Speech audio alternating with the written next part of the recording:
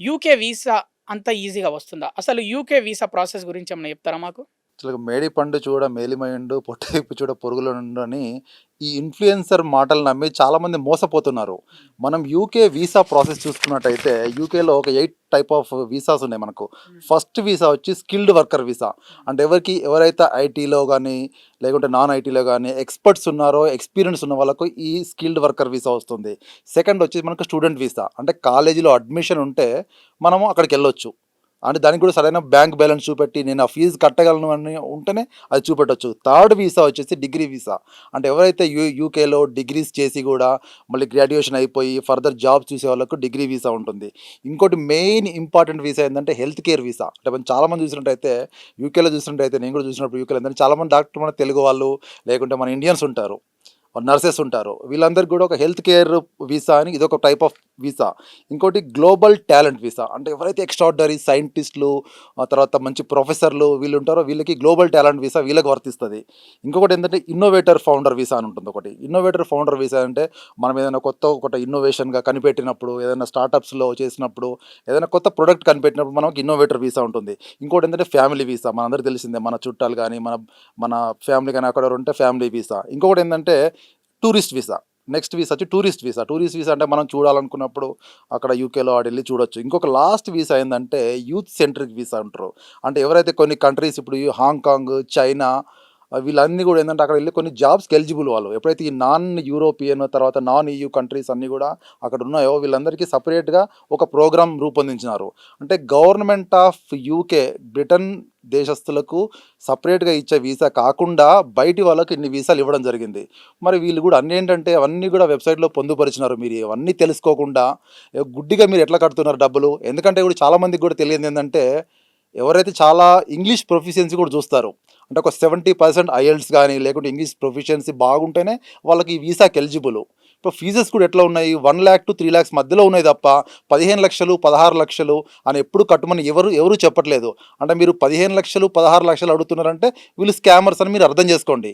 ఇంకొకటి కూడా UK వీసాలో main ఏంటంటే సిఓఎస్ సర్టిఫికేట్ ఆఫ్ సిగ్నేచర్‌షిప్ అని ఉంటుంది ఒకటి.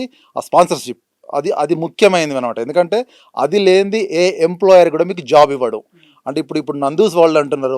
వారైతే వారికి అక్కడ కంపెనీస్ ఉన్నట్టు ఏం కనబడట్లేదు. చాలామంది కూడా ఏం చెప్తున్నారంటే నందూస్ కిచెన్ ఉందంటున్నారు. నందూస్ కిచెన్‌లో ఎళ్లి ఒక ఐటీ ఎంప్లాయీ ఏం చేయగలడు? అంటే మరి అంత గుడ్డిగా ఎలా నమ్మారండి? ఇప్పుడు ఇన్‌ఫ్లుయెన్సర్స్ మేము చాలామంది చూసినాము. చాలామంది కూడా బెట్టింగ్ యాప్ ప్రమోషన్స్, తర్వాత ఇప్పుడు చాలామంది ఇన్‌ఫ్లుయెన్సర్స్ వాళ్ళ పేర్లు కూడా అవసరం లేదు.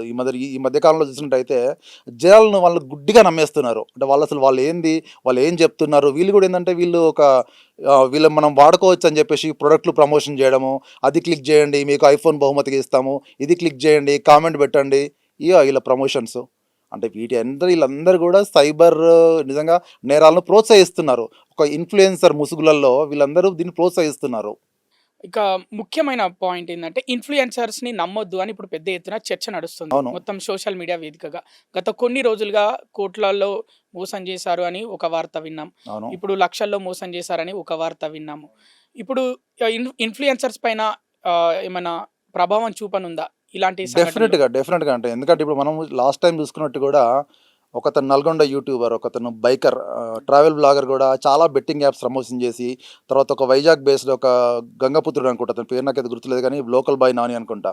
అతను కూడా చాలా బెట్టింగ్ యాప్స్ ప్రమోషన్ చేసి చాలామంది చావుకు కారణమైంది వీళ్ళు. వీళ్ళందరిని చూస్తుంటే ఏమైందంటే వీళ్ళు ఇన్‌ఫ్లుయెన్సర్ రూపంలో ఉన్న ఇలా ఒక మాఫియాలాగా కనబడుతున్నారు వీళ్ళు. వీళ్ళు నమ్మకండి మీరు రియాలిటీ చెక్ చేసుకోండి. ఎవరైనా జాబ్ ఇస్తా అన్నప్పుడు అక్కడ యూకే లాస్ ఏందో కనుక్కోండి. యూకే రూల్స్ ఏందో కనుక్కోండి. అక్కడ ఎంప్లాయర్ యొక్క అసలు నిబద్ధత కనుక్కోండి. లేకుంటే సర్టిఫికేట్ ఆఫ్ స్పాన్సర్‌షిప్‌ని కనుక్కోండి. కనుక్కున్న తర్వాత మీరు వెరిఫై చేసుకోండి. ఇతను లైసెన్స్ వెండరా? నాన్ లైసెన్స్ వెండరా? మీకు ఎందుకంటే ఏ ఫీజుకి కూడా 3,000 ఇండియన్ కరెన్సీ కన్నా ఎక్కువ 3,00,000 ఇండియన్ కరెన్సీ కన్నా ఎక్కువ లేదు. వీళ్ళు 15,00,000 అడుగుతున్నప్పుడు డెఫినిట్‌గా మీకు ఏమర్థం కావాలంటే వీళ్ళు మనల్ని మోసం చేస్తున్నారు మీరు అర్థం చేసుకోవాలి. తప్పితే వాళ్ళ మాయలో పడి, వాళ్ళ భ్రమలో పడి మీరు అనవసరంగా 15,00,000, 16,00,000, 20,00,000 ఇస్తే మాత్రం మీరు నిజంగా మోసపోయినట్టు మీరు గమనించాల్సిందే.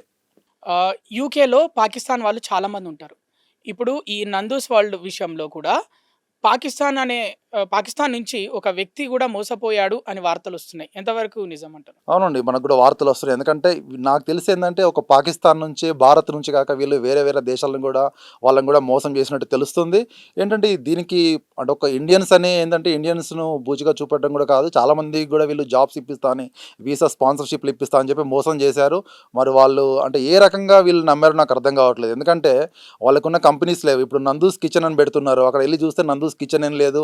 ఆ కంపెనీ ఇప్పుడు డొల్ల కంపెనీలండి ఇవన్నీ. ఏందంటే ఏదో రిజిస్టర్ చేస్తున్నారు. అందులో ఏం ట్రాన్సాక్షన్స్ లేవు.